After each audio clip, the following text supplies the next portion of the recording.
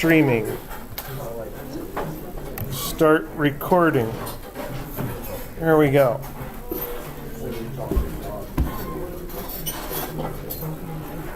So Physics 1 is all about studying the motion of objects. And we started out by trying to get a mathematical description of motion of objects, that's kinematics. And then the rest of the course is called dynamics, which is the study of the causes of motion of objects. And our primary cause of motion of objects is the idea of force. So we spent a lot of time between exam 1 and exam 2 talking about how forces directly affect objects. So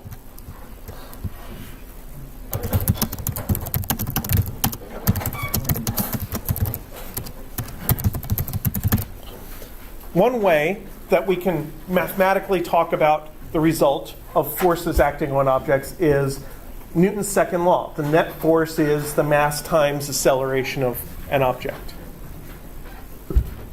But there's two more ways that we can mathematically think about how forces affect objects. And we want to talk about those other two ways for a little bit.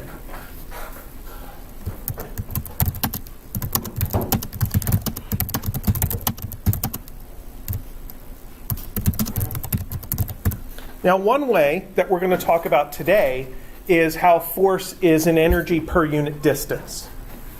And we have to be a little specific about the force and the distance here, but it's going to turn out to be a useful relationship. And another way is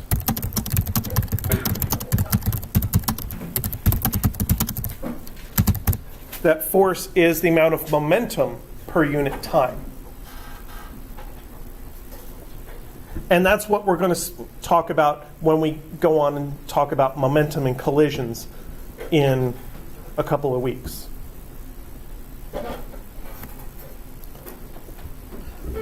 So let's start with this first thing.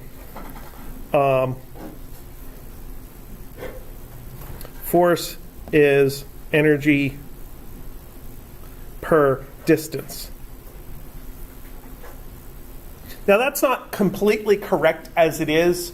We'll make a couple of fixes here and make it more correct. First thing, let's clear out the denominator. Energy is force times distance. That's a lot better in my eyes already, because that's actually the definition of one of our types of energy transfer. So let's make it even more correct. Instead of calling it energy, let's call it work. So I'm going to fill in the rest of an equation here. Work is energy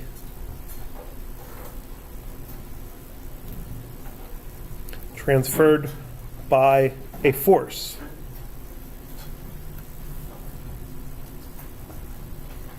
Now, one of the problems with this is that the force is actually the rate of energy transfer per unit distance, which means it's a derivative relationship. It's not a strict dividing relationship.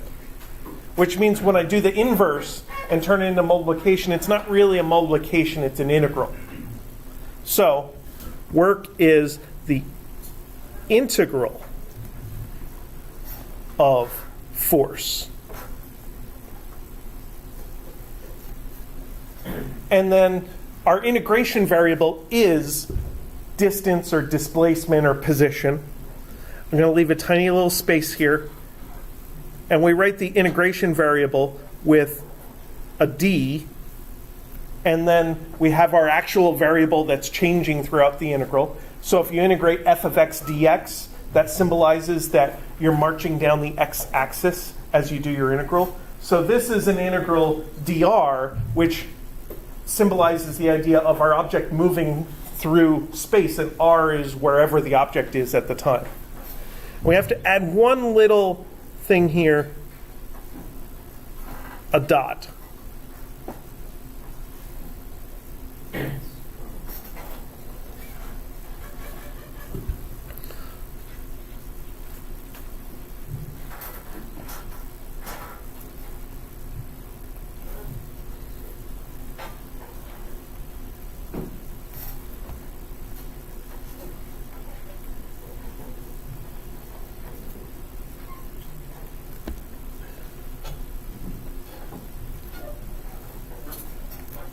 And that dot is called a dot product.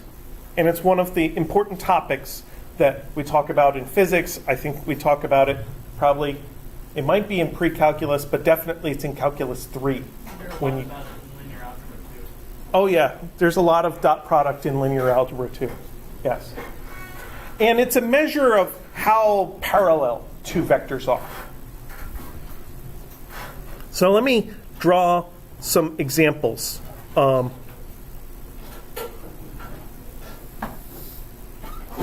put a force here and a dr here in the same direction.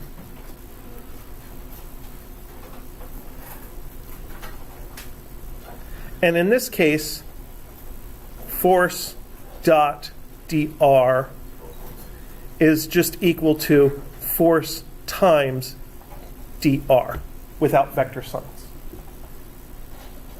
So if you have two vectors that are actually pointing in the same direction, this whole dot product thing with vectors turns into plain multiplication. And we can just kind of ignore the vectors, which is nice when that happens. Now, sometimes when we compare two vectors and think about their directions, we like to measure the angle between the two vectors. If two vectors are actually in the same direction, that angle is 0. So I want to write that down as a fact as well here. Theta equals 0.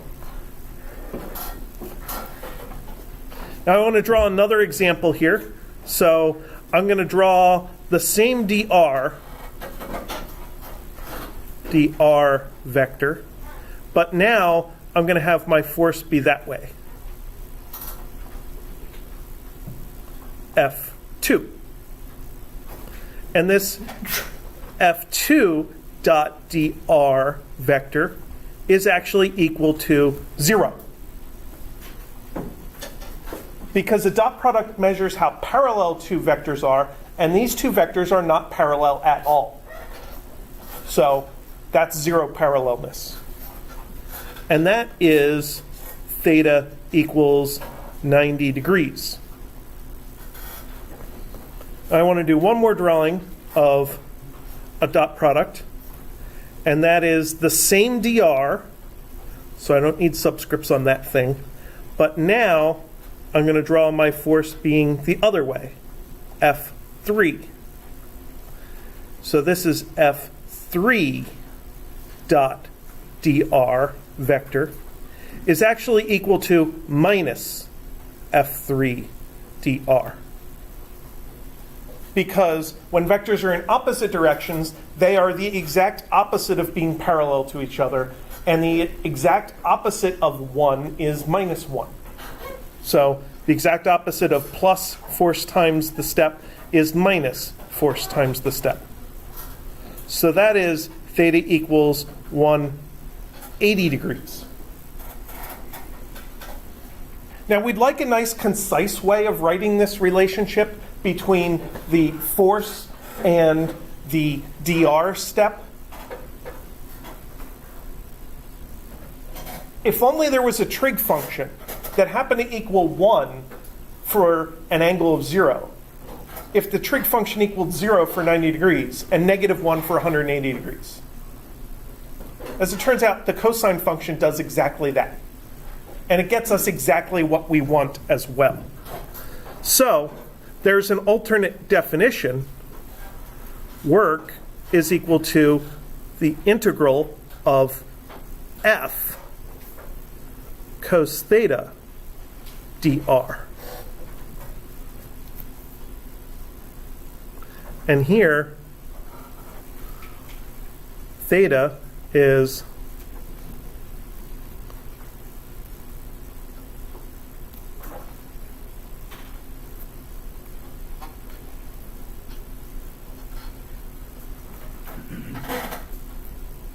the angle between the force and the path.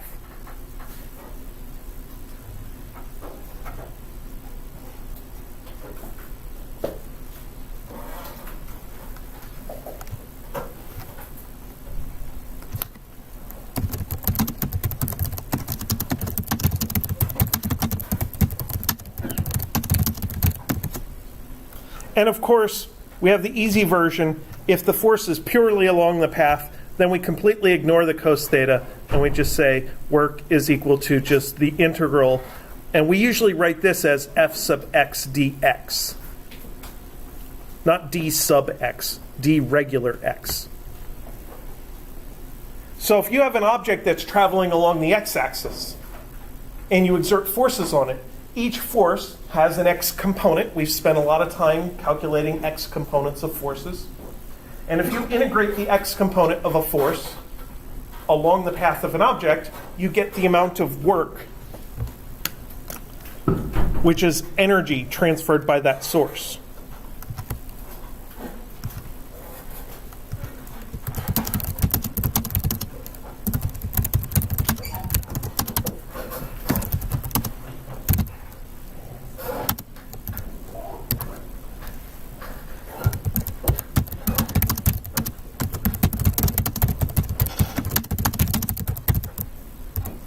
Now, in Calculus 1 and Calculus 2, when you do integrals, you're basically integrating functions along the x-axis or along the t-axis or something like that. When you get into Calculus 3, you start integrating functions all over the place. And something that you have to think about in an integral is the integration path. What is the variable that's changing throughout the integral? And where on a graph could you see this variable? When we're talking about calculating the work of a force, the integration path is usually the object itself. Where did that object go? And if you need to be more specific, if you have an object that's changing shape or spinning or something like that, then you can get a little more specific. It's the point of contact of the force with the object.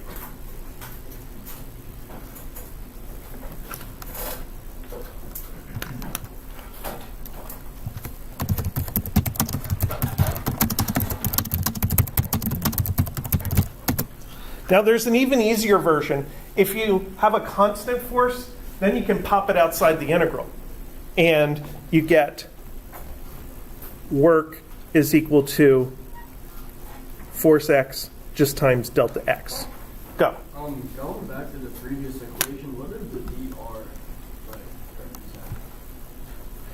Well, the dr is best described here.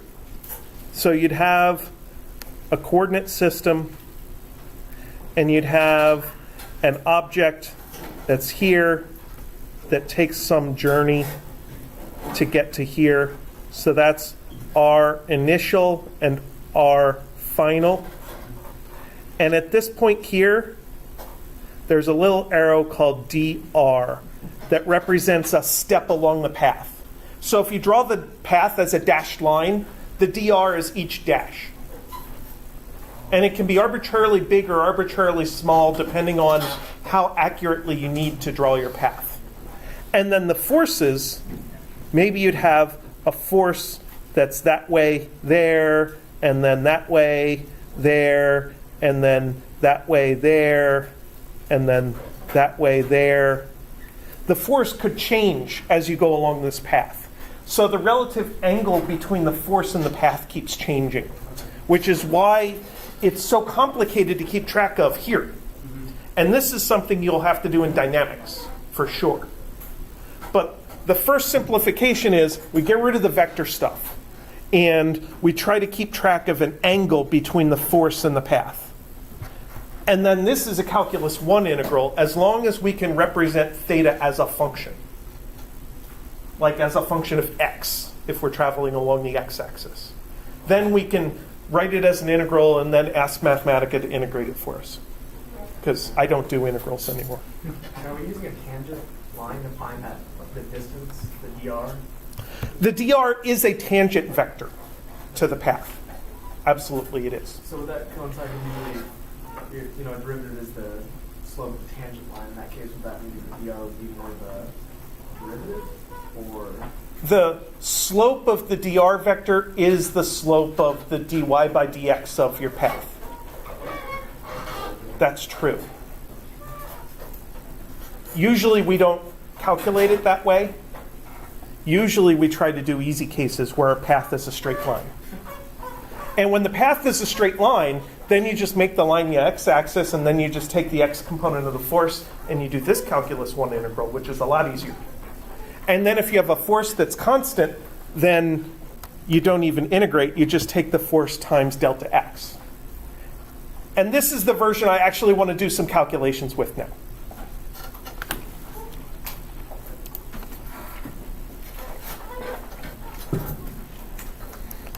Oh.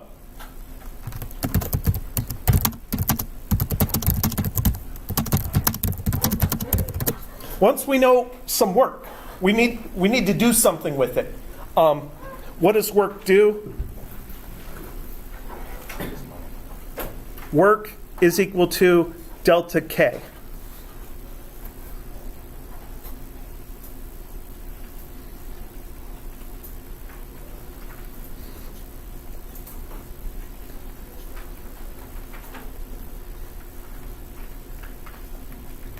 Work changes the kinetic energy.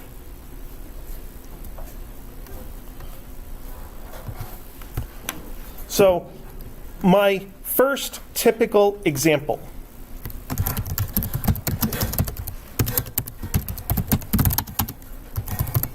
Throwing a ball.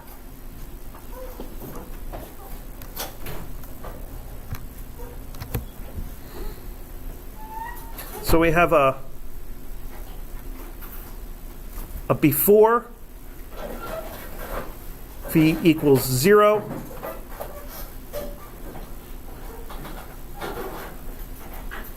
A during, where we have a force x exerted, and an after, v equals 20 meters per second.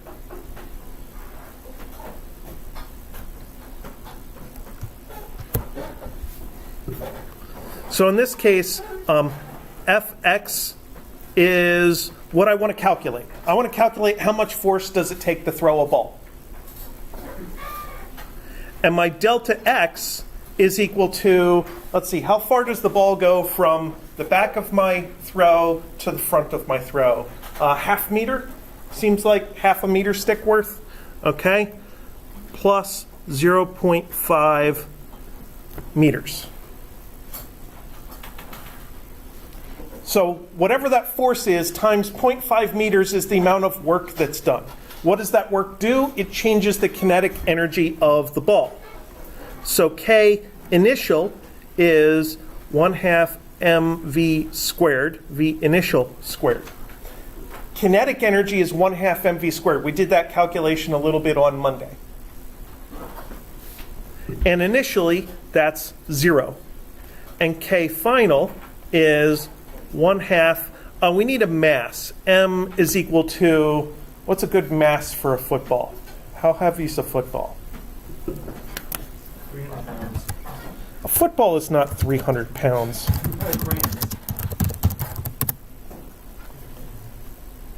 That's pretty good. 0.4 kilograms. Okay. 1/2 times 0.4 kilograms. Let it be said for the recording that somebody guessed 0.3 kilograms without thinking about it, and that was really close.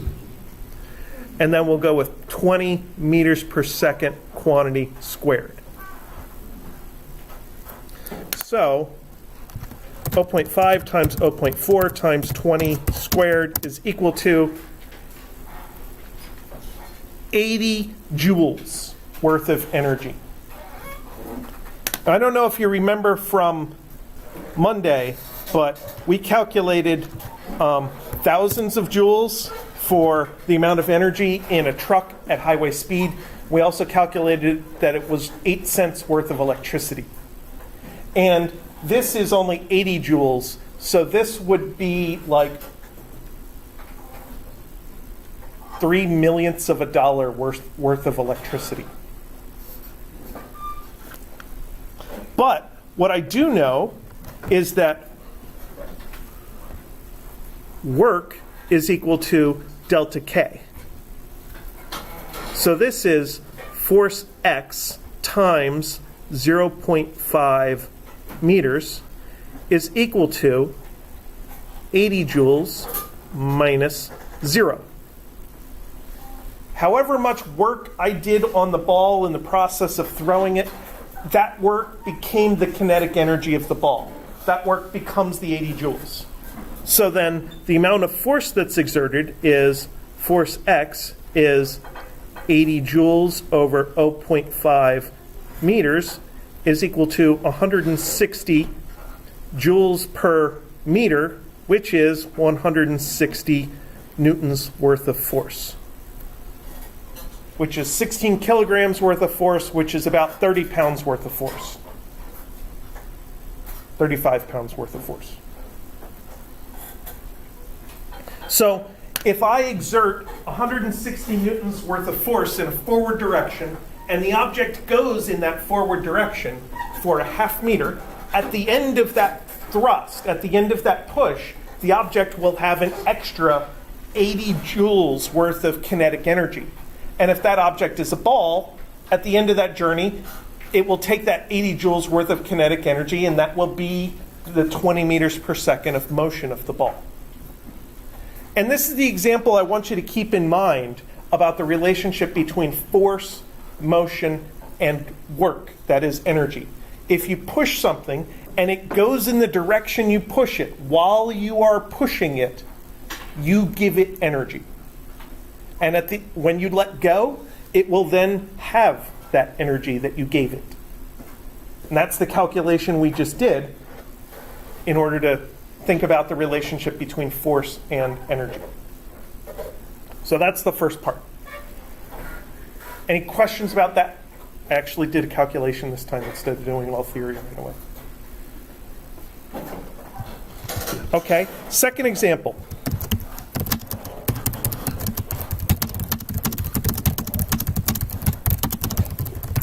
What do we have to do to catch a ball?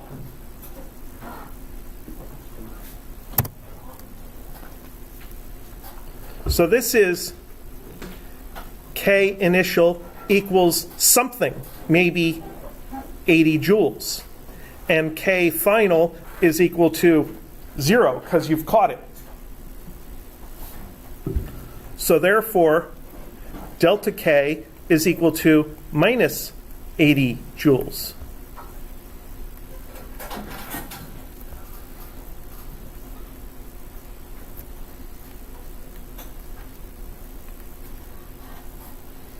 So we have to absorb that 80 joules worth of kinetic energy. So then we have a different diagram. We have V initial with K initial equals 80 joules. The ball travels some distance to V final equals 0, K final equals 0. And during this journey,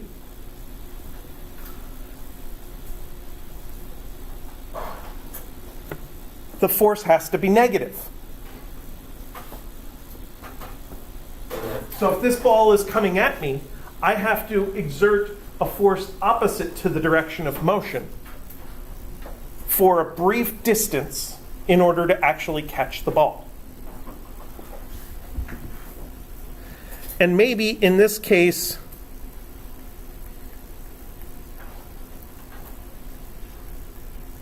the catching delta X is 0.1 meters. So between the time the ball hits your hands and the time your hand comes to a complete stop is about 10 centimeters, that's like 3 inches. Because if you try to catch a football with stiff arms, it's just going to bounce off your hands or stub your fingers or something like that. It's just going to hurt. You have to catch a football with soft hands. And that 0.1 meters is like the softness of the catch. That's how much recoil you need to have to absorb that energy. So then we can do work equals delta K, and we can do Fx times 0.1 meters is equal to minus 80 joules, and we get Fx is equal to negative 80 over 0.1 equals 800 newtons. So it can actually take more force to catch a ball than to throw it in the first place. It doesn't necessarily mean it takes more effort, because absorbing energy is easier than exerting energy. It's easier to exert force and move backwards than it is to push something forwards. Slightly.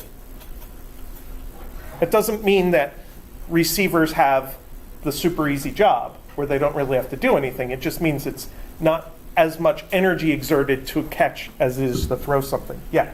So when the ball is like thrown across the field, if you're running and you catch it, would it technically take a longer delta X, so less force to catch it? So that's a good thought.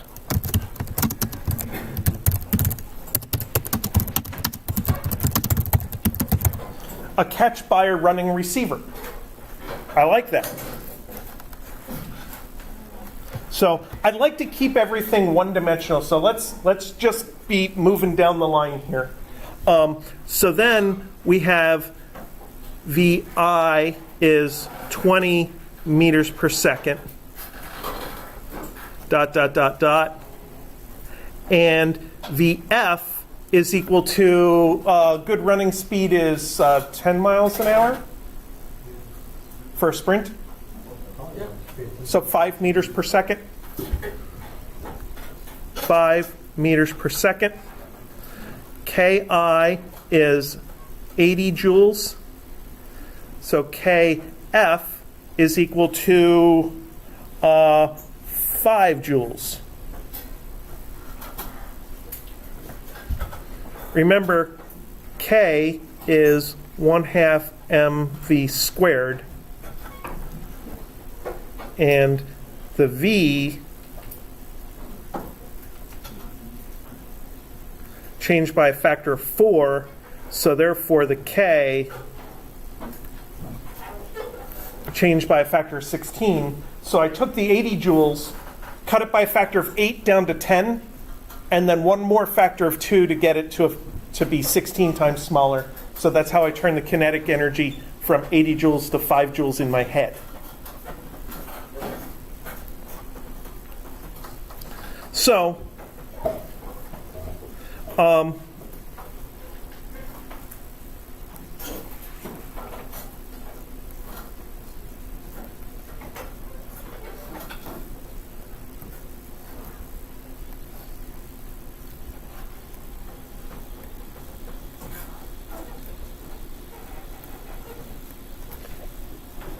we have to absorb 75 joules instead of absorbing all 80, and it'll take slightly less force.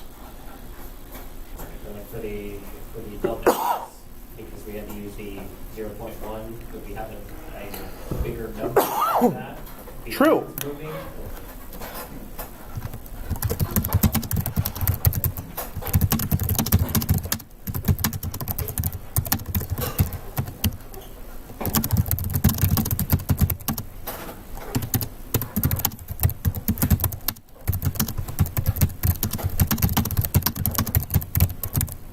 So the running receiver, you're saying, can kind of stretch out that act of catching and get more distance, be a little bit softer, use his own velocity to help with the soft catch.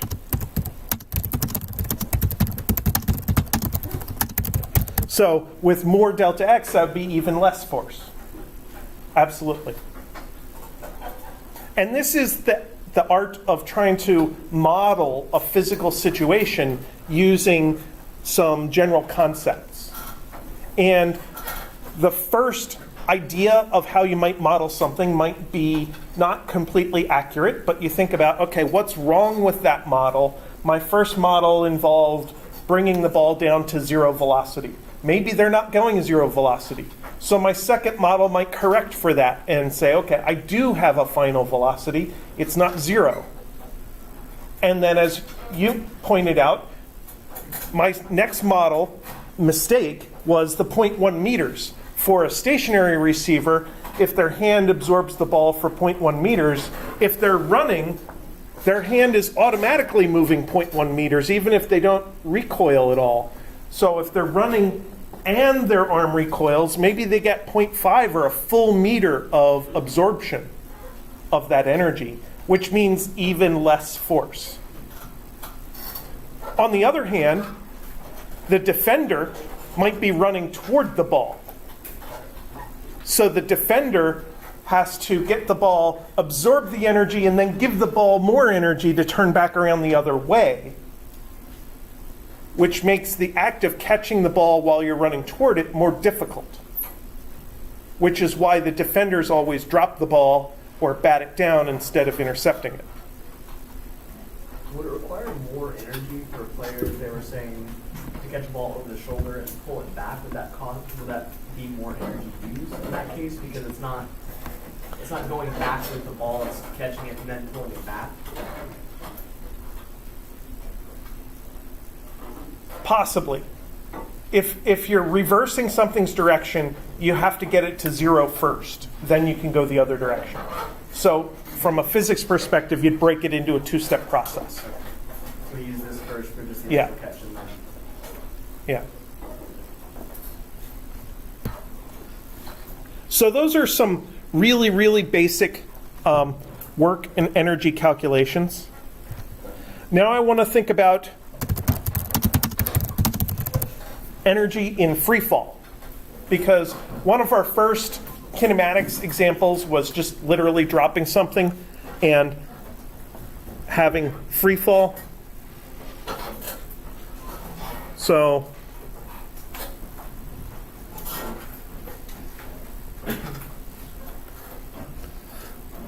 we're going to drop a ball. We have an initial where the ball is up here and the ground is down here. And we have some height h. And vi is equal to 0, so ki is equal to 0.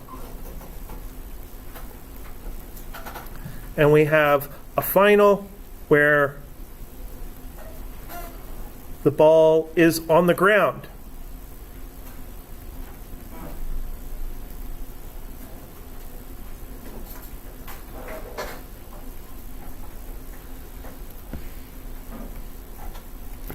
And your V final is negative something, and your K final is positive something. Remember, kinetic energy can only be positive. But your velocity can be negative because it can be downwards.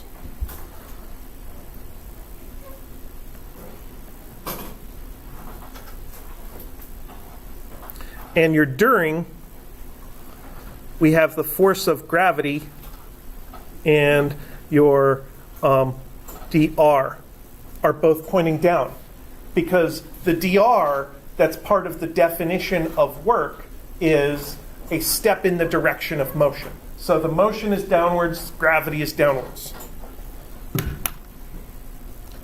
So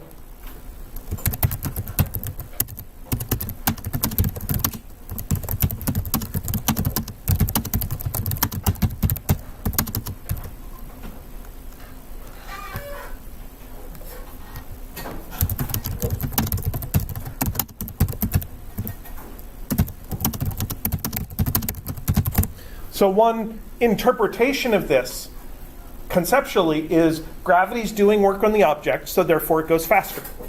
And when the object hits the ground, it's moving as fast as it's going to go. Now, please note, our analysis stops at the moment the object touches the ground. The object doesn't necessarily stop, but our analysis stops. So final is not the object sitting on the ground. Final is the object beginning to smush on the ground. After it touches the ground, other things are going to happen. It's going to squish, maybe it bounces. I don't know what happens next, but I'm only covering the free fall right now.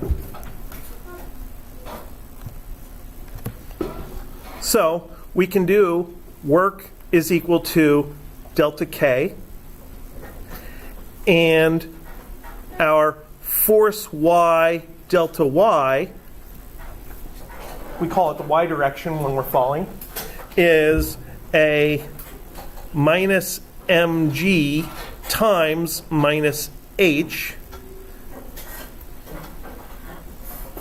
So those minuses are going to cancel out, and we're going to get a positive amount of work. And that's going to be our 1/2 mv final squared. So let's work with this a second. The m's cancel and the minuses cancel. So we get gh is equal to 1/2 v squared. So I cancel the minus, I cancel the m, I get g, I get h, I cancel the minus with the other minus, and 1/2 v squared, and I cancel the m with the m from the other side. This is 2gh is equal to v squared.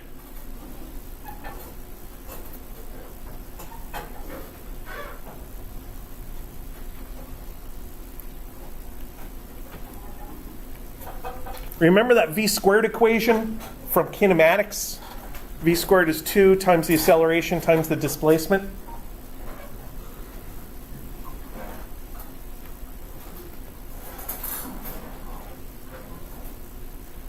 That's the same equation.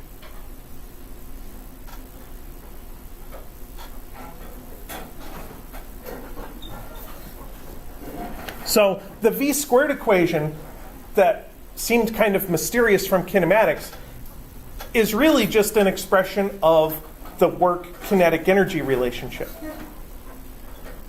Because the acceleration in the v squared equation is caused by force. Multiply that by distance, that's work. And the 1/2 v squared is basically energy.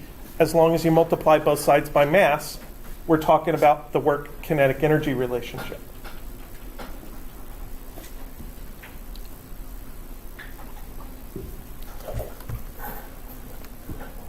So let me do another example.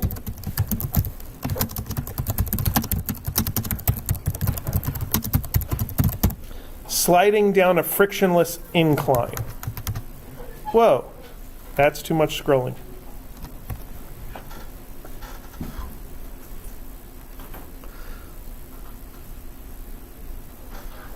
So there's our incline.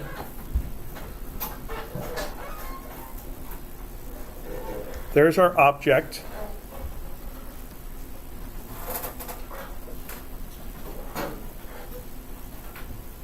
There's our theta.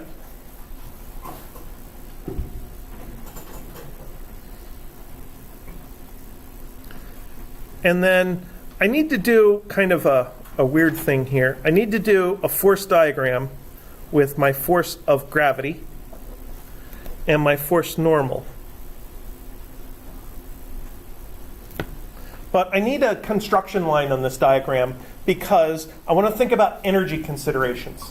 And with energy, I'm always concerned about the path. So I need my dr vector. And I'll make that vector look slightly different because it's not a force. This is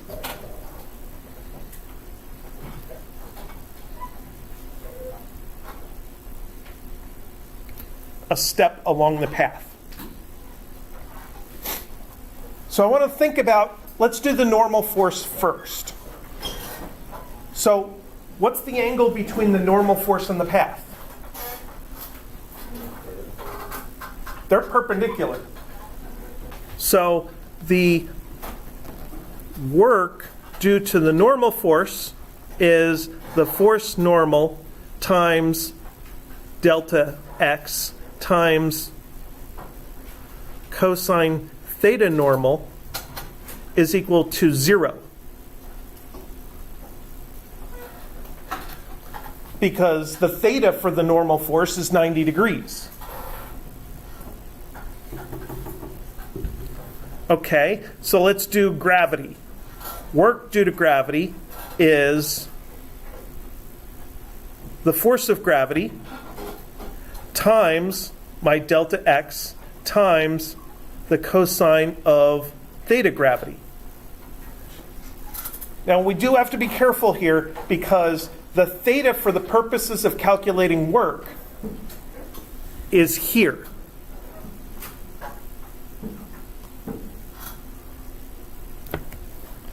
But the theta that we're typically given is the angle of the slope, the angle of the incline. That's over here. So we got to find that angle in this diagram. And the place we find that angle in this diagram is over here, plane theta. Plane theta is on the bottom side, well, on the left side of the gravity force. Whereas the work theta, the theta g for calculating work, is on the other side. Those are complementary angles. They add up to 90 degrees. And I keep telling you I only remember one trig identity. I actually only remember 3 trig identities. And one of them is cofunctions of complementary angles are equal. So cosine of theta g is equal to sine of theta.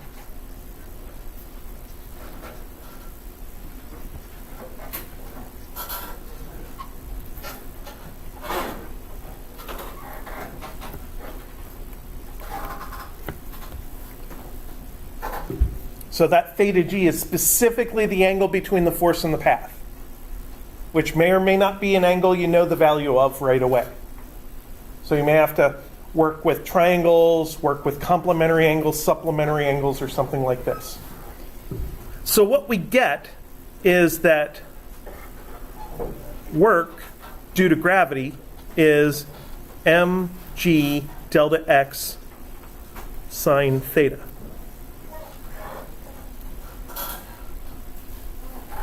So let's find the delta x in this diagram. The delta x is the distance the object travels. So that is from here that way. Delta x.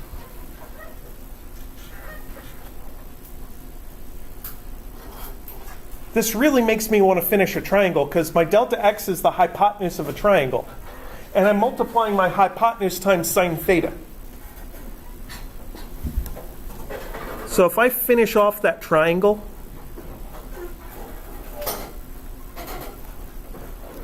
this side here, that is delta x sine theta.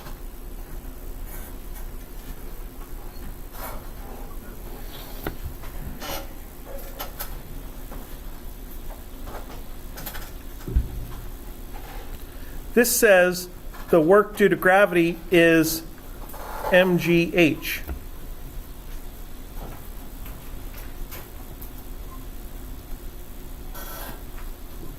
If this object starts out at a height and slides down the frictionless ramp, then gravity does an amount of work equal to mgh on the object. But that's exactly what we got up above. The work was mgh. It was kind of in the middle of the calculation, but that's what the work was for falling straight down.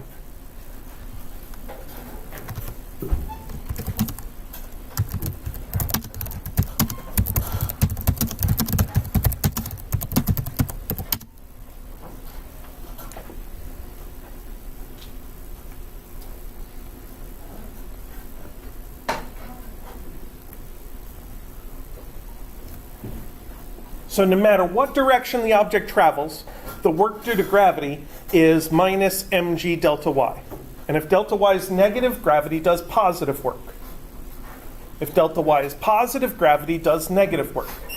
When you throw something upward, gravity keeps stealing energy until the object is going as slow as possible, and then it comes back down again.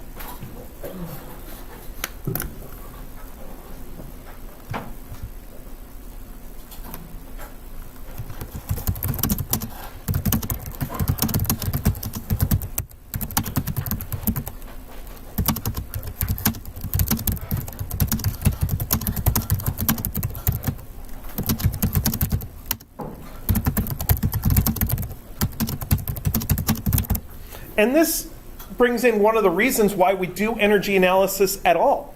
Because we could have an object travel in a complicated path. As long as we know the start and end points, we can calculate the work due to gravity. We don't care what the path is. It might be some complicated curve, some weird cubic spline or Bezier curve. For those who are in computer graphics, you may have heard of those things. I don't know the math of them, and I certainly don't know how to do the integrals of them. I'd have to study those. But if you know the start and end points, then you know the work due to gravity. So it gives us kind of a quick way of calculating how an object acts at the end versus how it acted at the beginning without worrying so much about the middle. It gives you a jump from the beginning to the end.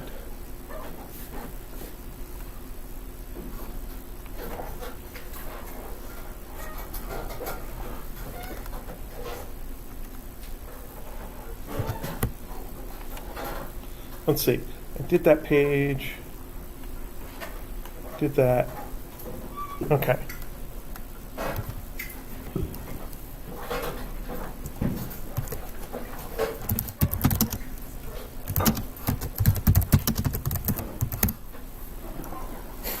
So I want to think about the energy involved when we lift an object up slowly.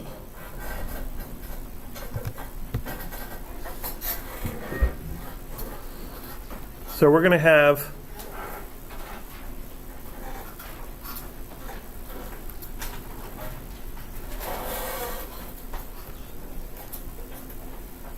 a mass and a cable, and V initial equals 0.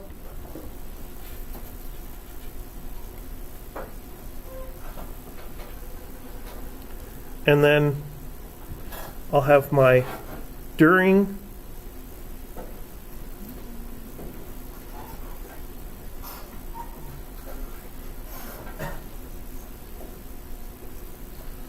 V is approximately 0.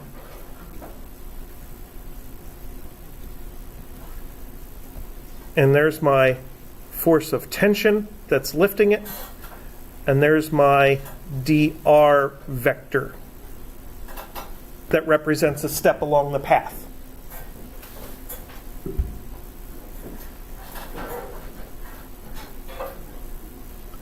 And then we have our final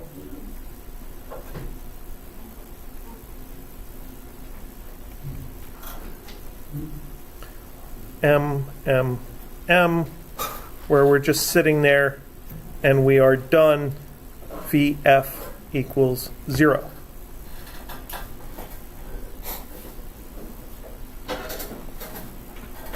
So certainly the work due to tension is the force tension in the y direction times delta y, which is force of tension times h.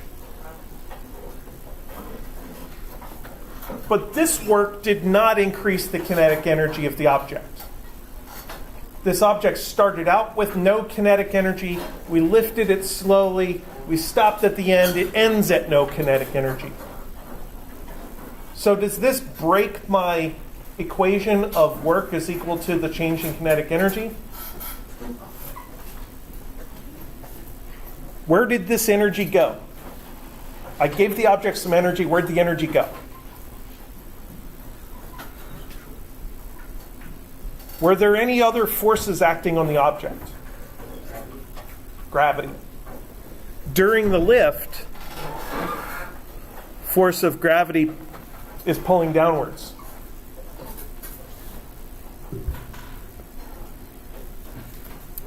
So the work due to gravity is minus mg delta y equals minus mg h.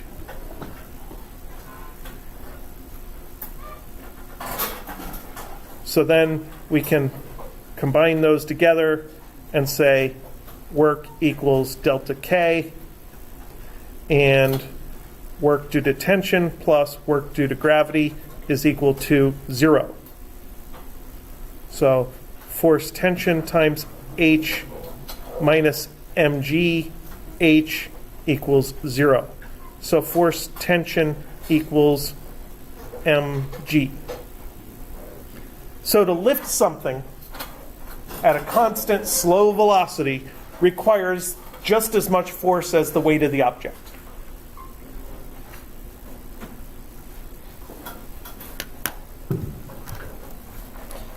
It's true, it takes a little extra force at the beginning just to get it going from 0 to a tiny bit of velocity.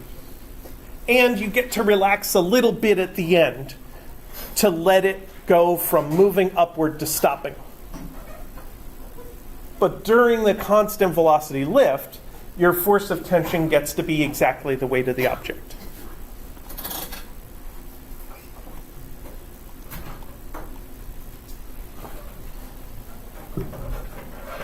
Okay, let's do one more example.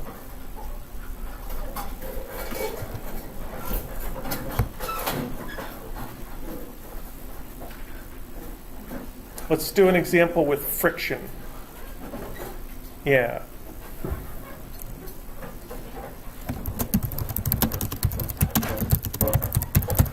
Pulling a cart with friction.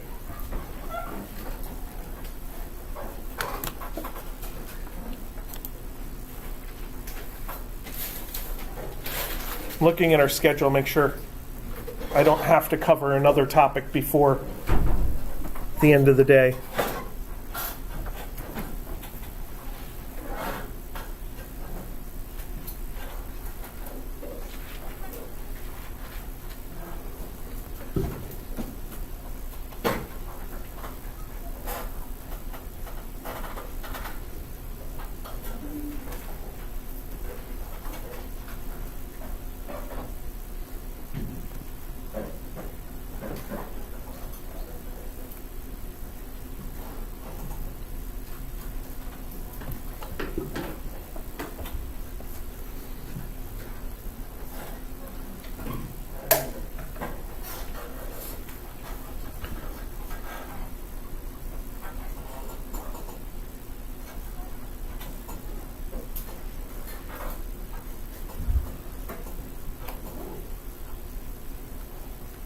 Okay, let's go with those numbers.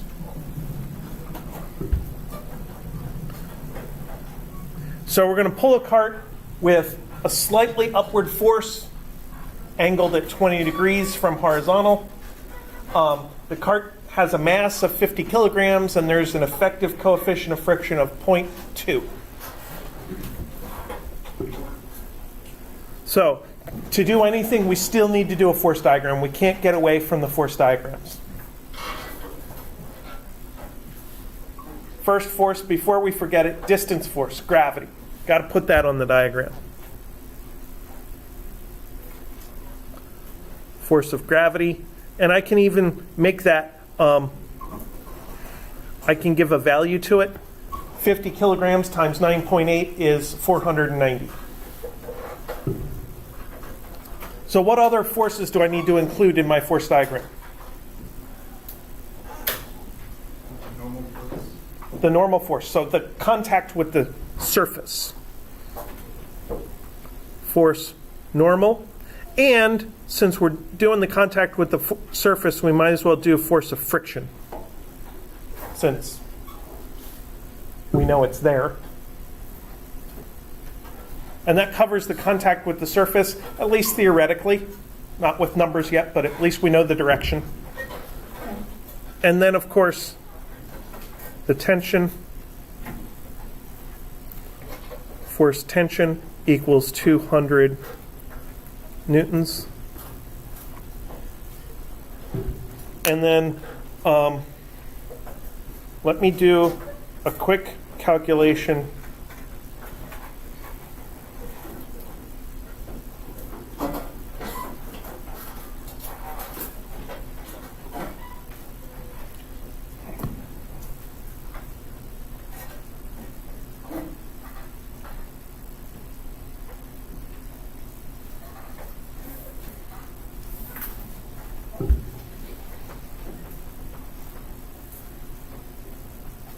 We're going to pull this sideways for 5 meters with a constant force, and we'll see what happens. So to do an energy analysis, we need to think about that dr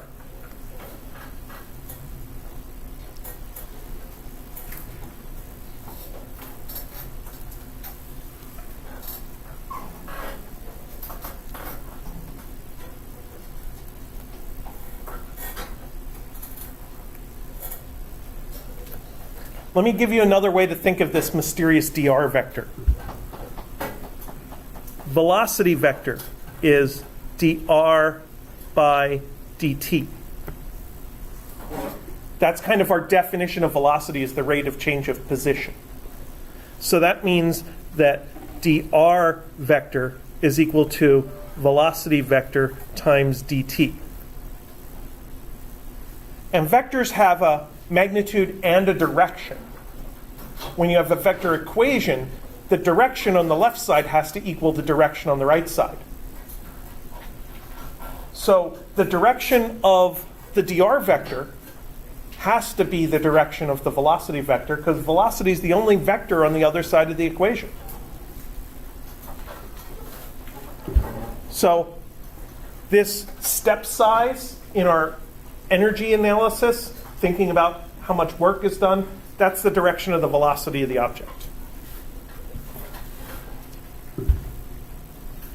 So now we can start trying to calculate works, such as work due to tension is equal to force tension times delta x times cosine theta tension.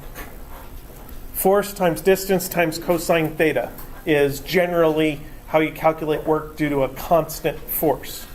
So we have our 200 newtons times the cosine of 20 degrees times our 5 meters is equal to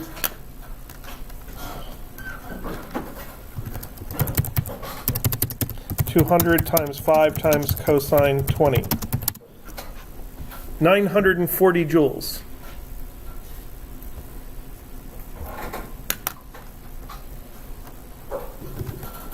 So without friction, we would have 940 joules of energy in the box now after 5 meters. With friction, we have to calculate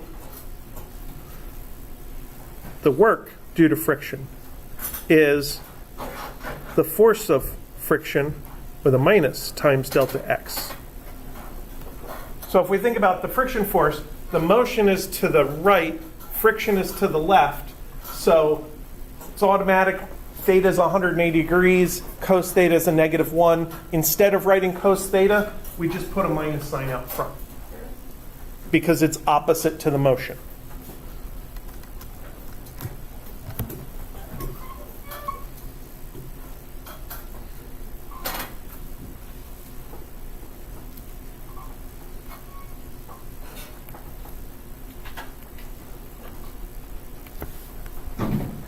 As long as we're not talking about a car that generates its own energy and does weird things to the energy analysis, friction is going to appear as a negative.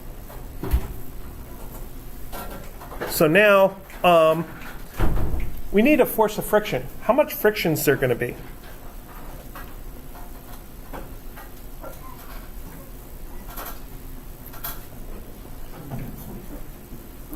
.2 times the normal force. How much normal force is there going to be?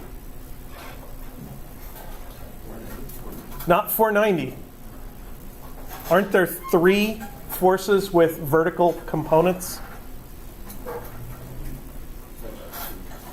It's going to be 490 minus a contribution from the 200 newtons, because the upward normal force is getting from assistance from the 200 newton tension force.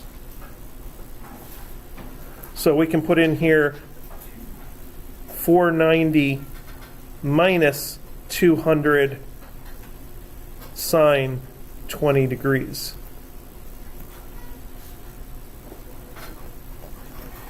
Times 5 meters is equal to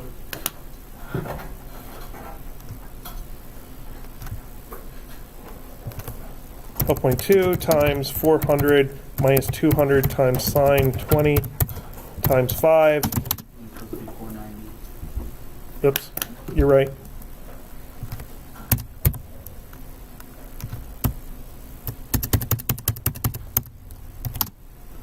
$422 minus 422 joules.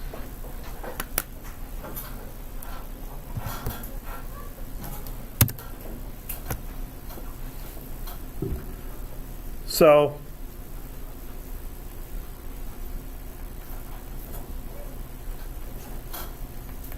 the total work is 940 minus 422 is 518 joules.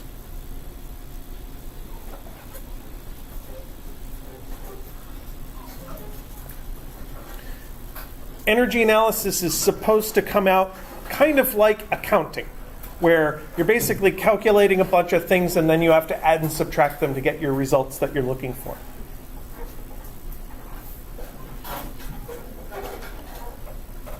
And then what does that work do? That work contributes to the kinetic energy. So work equals delta K.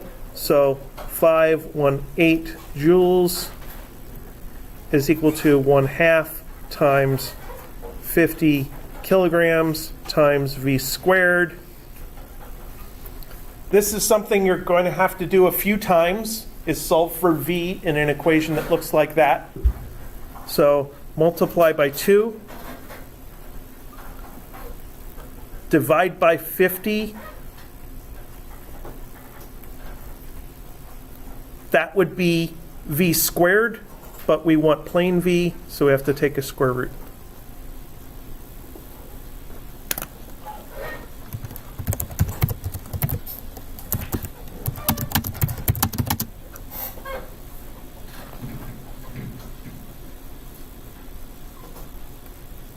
So 4.6 meters per second is our final speed of this crate that we're pulling under these conditions.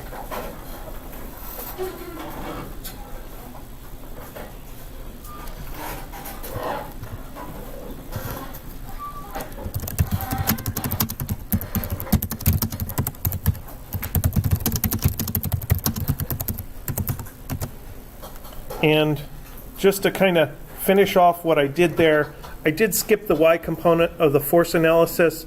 Force normal plus 200 sine of 20 degrees minus mg equals 0. So that was part of it.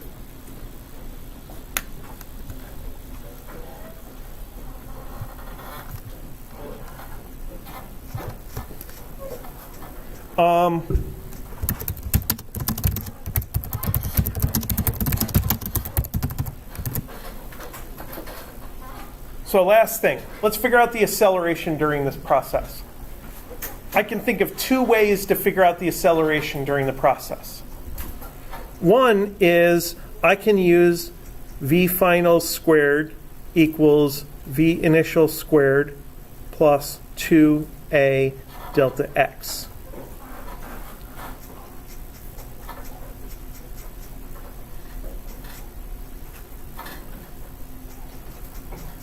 So that tells me that v squared over 2 delta x is equal to a is equal to 4.6 squared over 2 times 5.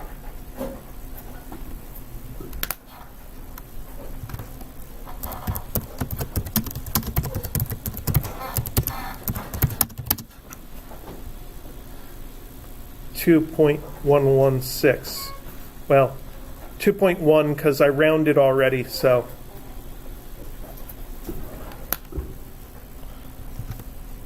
I can't trust the other digits because I already rounded the 4.6.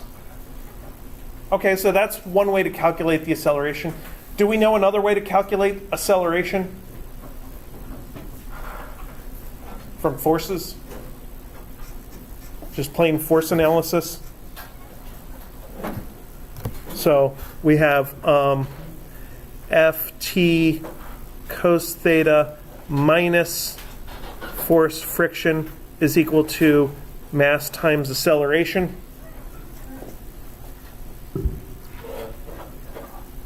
So this would be 200 cos theta minus 0.2 times 490 minus 200 sine theta all over 50. So let's see if that comes out to the same thing.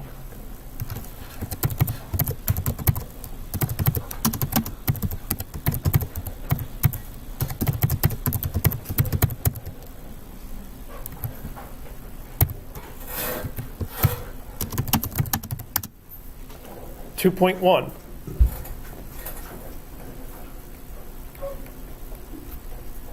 meters per second squared. So our energy analysis is consistent with the regular force, acceleration, kinematics analysis that we did before.